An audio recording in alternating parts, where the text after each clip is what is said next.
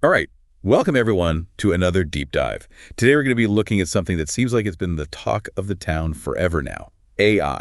Yeah, AI is everywhere these days, but for a lot of folks, it can feel kind of overwhelming, Like, how do you actually get from all the hype to making it work in your organization? Exactly. So that's why we're doing this deep dive. We're going to try to get past all the noise and really understand what it takes to make AI successful, Mm. for real, inside an organization. Right, like not just a cool experiment, but actual scalable impact. Exactly. And to do that, we're going to be using this report we found, Issue 1 Boardroom Blueprint.pdf. Sounds pretty official, right? It does. Yeah. And it gets right to the heart of the matter. In fact, one of the first things that jumped out at me was this stat. Something like 65% of organizations have already started some kind of AI project. Wow, so most organizations are already dipping their toes in the water. They are. But here's the thing. Only about 20% have actually managed to scale those projects. Okay, so there's a huge difference between starting with AI and actually, like you said, making it work at scale. A huge difference. And that gap, that's what we really need to understand. Makes sense. So where do we even begin with that? Well, the blueprint makes a really good point early on. But before you even start thinking about specific AI projects, you got to understand your organization's AI readiness. AI readiness. Yeah, how prepared are you, really, to use AI effectively? I see. And luckily, there's a framework for that. The ICMA, that's the International City-County Management Association, they have these 5 dimensions of AI readiness. 5 dimensions. Okay, let's break those down. Okay. So the first one is opportunity discovery. And this is all about, figuring out where AI can actually make a real difference for you. Right. So not just automating what you're already doing, but maybe finding totally new things you could be doing with AI. Exactly. So you need a process for identifying those valuable AI use cases. I see. Then there's data management. This is huge. Probably the most important thing, honestly. Data? Yeah, I mean, everyone's talking about how AI needs data, right? It's the fuel, right. But it's not just about having a ton of data. It's got to be the right data. And it's got to be, high-quality data, accurate, consistent. So no garbage in, garbage out. Exactly. And then you've got to be able to integrate data from all these different systems. A lot of organizations have data silos, which makes it really hard to get a complete picture. Right, that makes sense. And then, of course, there's data governance. You need the right rules and processes in place to make sure you're handling data responsibly, ethically, and securely. So data is really the foundation of everything. It is. Okay. The third dimension is IT, environment, and security. Yeah. This is all about your tech infrastructure. Okay, so the hardware and software that'll actually run the AI stuff? Exactly. Yeah. Do you have enough computing power? Can your systems handle the load? Is your architecture flexible enough to adapt as your AI needs evolve? I guess that's important because AI is still developing so fast. Right, so you got to be able to keep up. And of course, security is paramount. You don't want to be vulnerable to cyber attacks or data breaches. Absolutely. Security is a big deal. Right. What's next? Dimension 4, risk, privacy, and governance. This is where things get, a little more philosophical. Okay, so thinking about the bigger picture of how AI impacts your organization and the world around you. Right. It's about setting up frameworks for making responsible decisions about AI. So that means identifying potential risks, technical risks, reputational risks, all kinds of risks, and having plans to mitigate them. Right. AI can be powerful, so you got to use it carefully. Exactly. Ethical considerations are huge here. Making sure your AI systems are fair, transparent, and that you understand their impact on people. So thinking about things like bias in algorithms and how AI decisions might affect different groups of people. Exactly. And then all of this needs to be backed up by clear compliance mechanisms. You need to make sure you're adhering to regulations and internal policies. It sounds like a lot to think about, but it's important to get it right. It is. Okay, last dimension, number 5, adoption. This is where the rubber meets the road. This is where you actually start using AI in your day-to-day operations. Right. So this dimension is about how well you're integrating AI into your workflows. Do you have ways to measure how it's being used and how it's performing? Are you getting feedback from users? And crucially, are you able to scale those successful AI projects, spread them to other parts of the organization? Okay, so this gets back to that gap we talked about at the beginning, the difference between starting AI projects and actually scaling them up. Exactly. Adoption is where you close that gap. Got it. Now, the blueprint also mentions some key strategies from McKinsey for a successful AI implementation. What stood out to you there? You know what I thought was really interesting is how much McKinsey emphasizes the human element. Like their first point is about reframing AI. It's not about robots taking over jobs. It's about AI augmenting human capabilities. I like that. It's about making people better at what they do, not replacing them. Right. And their second point is about listening to resistance. Don't just dismiss people who are skeptical of AI. Because their concerns are probably valid. Exactly. They might have insights that you haven't considered. So see resistance as an opportunity to learn and improve. Makes sense. What else did they highlight? Well, the third strategy is about prioritizing human skills. Even with all this fancy AI, we still need people with expertise, with critical thinking skills, with creativity. So it's not just about the technology, it's about the people who use it. Exactly. And then their final point is about measuring what matters. Don't just focus on technical metrics like how accurate your AI model is. Look at the real business outcomes. Is AI actually helping you achieve your goals? So the bottom line is AI actually making a difference? Exactly. All right, so we've talked about AI readiness, some key success strategies. Now, the blueprint makes it really clear that there's one thing that's absolutely critical for actually making AI work: change management. Couldn't agree more. This is where a lot of organizations stumble, you know? They think they can just implement AI like any other new technology, but it's way more than that. Because it's not just about the tech itself. It's about how AI changes the way people work, how decisions are made, even the culture of the organization. Exactly. It could be really disruptive. So you need a solid change management plan. And the blueprint actually lays out a methodology specifically for AI change management, right? It does. It's based on Booz Allen's methodology, and it's got 4 key elements. Okay, let's hear 'em. So first up, early adopter outreach. This is about finding those people in your organization who are already excited about AI, the ones who are eager to try new things. The AI enthusiasts. Yeah, exactly. Get them involved early on. Let them be your pilot testers. Their feedback will be invaluable. And their enthusiasm can be contagious. Exactly. They can help build momentum for AI adoption across the organization. So find your champions. Yeah. Okay, what's the second element? Human-centered design. This is about making sure that the AI systems you're building actually work for the people who are going to be using them. So designing AI with the end user in mind. Exactly. You got to understand their needs, their workflows, even their unspoken ways of doing things. Because AI shouldn't just automate tasks blindly. It should make people's jobs easier and more effective. Right. And you also have to build trust. People need to understand how the AI works and feel confident in its recommendations. That makes sense. All right, element number 3. Workforce skilling programs. You got to invest in training. So that people have the skills they need to work effectively with AI. Exactly. And this isn't just about technical skills. It's also about things like data literacy, critical thinking, and problem solving. Because AI changes the nature of work, so people need new skills to adapt. Exactly. All right, and the final element is engagement strategies. Okay, so communicating with everyone about what's happening with AI.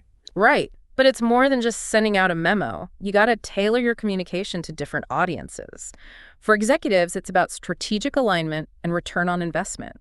For operational teams, it's about the practical impacts on their day-to-day work. So making sure everyone understands how AI fits into the big picture and how it affects them personally. Exactly. And it's a two-way street. You need to listen to feedback and address concerns. So a well-executed change management strategy is really the key to making all of this work. Now, let's talk about the actual capabilities that organizations need to develop to support their AI ambitions. The blueprint breaks this down into technical, organizational, and cultural dimensions. Right. So on the technical side, it starts with your infrastructure. Yeah. Do you have the computing power, the storage, the networking capabilities to handle AI workloads? The nuts and bolts of the system. Exactly. Then there's data architecture. How is your data organized? Can you access it easily? Can you integrate it from different sources? Getting the data house in order. Right. And then there's monitoring and observability. You need to be able to track how your AI systems are performing, identify issues, and make sure everything's running smoothly. So keeping an eye on the AI engine. Exactly. Then we have data readiness and management, which we touched on earlier. But the blueprint dives deeper here, talking about data quality assessment frameworks, tools for identifying and mitigating bias in your data, and the importance of purpose limitation, using data only for what it was intended for. And of course, data governance specifically for AI, including cataloging your data assets, tracking data lineage, and ensuring ethical data usage. It's like building a house. You need the right materials, the right tools, and the right blueprints. Exactly. All right, moving on to workforce skills. This is all about having the right people with the right expertise. So you need your data scientists to build the models, your machine learning engineers to deploy and manage them, data engineers for wrangling and preparing the data, software engineers to integrate AI into your systems, and people skilled in MLOps, which is all about managing the entire life cycle of AI models. But it's not just about the hardcore tech skills. You also need people with deep domain expertise who understand the business context where AI is being applied. And you need leaders who can champion AI initiatives and translate between the technical world and the business world. The blueprint also talks about the make versus buy decision for talent. Do you build skills internally, hire externally, or partner? And it emphasizes the need for a long-term talent pipeline. So it's a whole ecosystem of skills and roles. It is. Now let's talk about organizational culture. This can be a bit trickier to define, but it's super important. Because even with the best technology and the smartest people, if the culture isn't right, AI is going to struggle. Exactly. The blueprint talks about 3 key cultural elements for AI success. First, you need a culture that encourages innovation and experimentation. People need to feel comfortable taking risks, trying new things, and even failing sometimes. Because failure is often part of the learning process. Exactly. Second, you need a data-driven decision-making culture. Data should be at the heart of how you make decisions, and it should be accessible to everyone who needs it. So no more gut feelings, let the data guide you. Right. And third, you need a collaborative and cross-functional culture. AI projects often involve people from different departments, so you need to break down those silos and encourage people to work together. Because AI is rarely a solo effort. Right. And finally, the blueprint talks about talent strategies. This is a broader perspective on the workforce aspect. It's about creating an environment where you can attract, retain, and develop top AI talent. So that means having a strong employer value proposition, what makes your organization a great place to work. It means having effective recruiting strategies to find those in-demand AI professionals. And it means focusing on retention and development, giving your AI talent opportunities to grow and advance their careers. The blueprint also mentions alternative talent models like partnerships and the gig economy as ways to fill specific skill gaps. So it's about building a sustainable ecosystem for AI talent to thrive. Exactly. Now, once you have all these capabilities in place, how do you actually structure your organization and govern your AI initiatives? Yeah, that's a key question. And the blueprint makes it clear that there's no one-size-fits-all answer. It talks about centralized models, where you have a dedicated AI center of excellence. It talks about decentralized models, where AI expertise is spread out across different business units. And it talks about hybrid models, which combine elements of both. The best structure for you will depend on your specific needs and how mature your organization is in terms of AI adoption. So it might evolve over time as your AI capabilities grow. Exactly. But regardless of the specific model you choose, the blueprint emphasizes the importance of cross-functional integration. You need mechanisms to make sure that different teams are communicating and collaborating effectively. So breaking down those silos again. Right. And then there's governance. This is all about setting the rules of the road for AI in your organization. So making sure AI is being used responsibly and ethically. Exactly. The blueprint talks about 3 levels of governance. Strategic governance is about aligning your AI initiatives with your overall business goals. Operational governance is about managing AI projects on a day-to-day basis, setting standards, and making sure everything's on track. And risk governance is about identifying and mitigating potential risks associated with AI, including ethical risks, privacy risks, and security risks. So it's about having a holistic approach to governing AI. Exactly. Now, the blueprint also goes into detail about the specific decision-making processes for AI initiatives. Right. So you need a clear process for selecting and prioritizing AI use cases. Which projects are going to deliver the most value? How do you measure that value? You also need a process for getting approval to move forward with AI projects, often involving stage gates to make sure the projects are meeting their objectives. Ethical review processes are crucial, especially given the potential societal impact of AI. And you need robust incident response and remediation plans in case something goes wrong. So it's about having a structured and thoughtful approach to managing the entire life cycle of an AI project. Exactly. Right, bringing it all together. How does an organization actually go about implementing its AI strategy? Well, the blueprint lays out a clear implementation roadmap. It starts with an assessment phase where you take stock of your current AI readiness. Then you move into the planning phase where you develop your detailed strategy and implementation plans. The implementation phase itself is often iterative, starting with pilot projects to demonstrate value and refine your approach before scaling up those successful initiatives. And the ultimate goal is transformation, where AI is fully integrated into your core operations and is driving continuous innovation. That iterative approach makes a lot of sense, especially since AI is such a fast-moving field. It's essential. The blueprint emphasizes that this isn't a one-and-done project. It's an ongoing journey of learning and adaptation. And throughout that journey, you need strong cross-functional collaboration, a sense of shared ownership, and a commitment to continuously measuring what matters. Executive sponsorship is also crucial. You need buy-in from the top to make this work. So you need both top-down support and bottom-up enthusiasm. Exactly. And communication is key throughout the entire process. You need to develop a clear and compelling narrative about why you're doing this, what the benefits are, and how it's going to affect people. You need to address misconceptions and fears, especially around job displacement, and you need to build trust in your AI systems. So keeping everyone informed, engaged, and on board. Exactly. Now, the blueprint also talks about the importance of monitoring and evaluation frameworks. Right, because you need to make sure your AI initiatives are actually delivering the results you expect.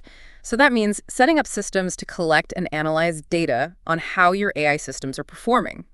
It means conducting regular reviews of your AI projects and assessing how well they're aligned with your strategic goals. And it means reporting those insights to the right people.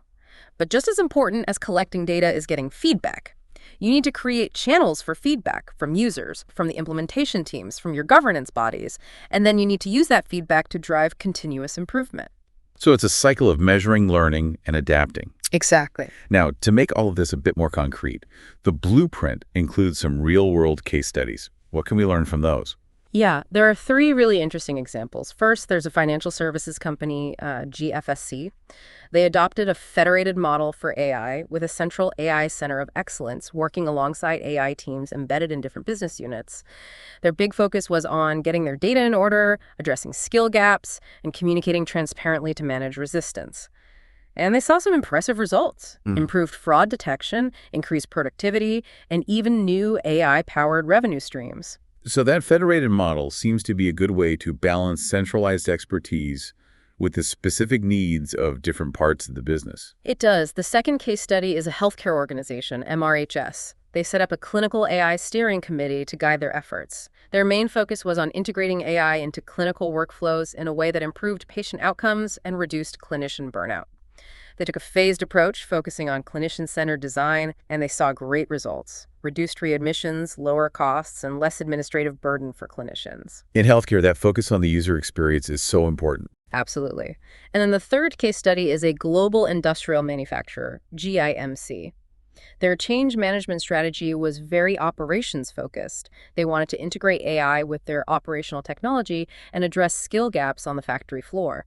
They provided targeted training, developed user-friendly interfaces, and they worked hard to balance global standardization with local adaptation. And they saw big improvements in efficiency, quality, and uptime. So three very different industries, but some common themes emerging around strategy, people, and implementation. Exactly. And that's what's so valuable about the blueprint.